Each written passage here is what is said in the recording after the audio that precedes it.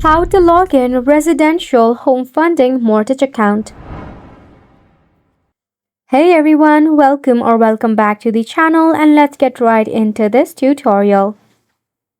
To log in into your residential home funding mortgage, in a preferred browser, go ahead and search for myloan.premiers.com.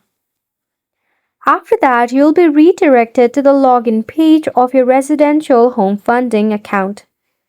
Now to log in, it is pretty simple, as all you need to do is enter email address and password, then hit on the login button or the sign in button. However, if you face any of the difficulty or in the case of forgotten credential, click on trouble signing in, to which you will have to enter your email address and click on send link. In the designated email address, you will receive a recovery link.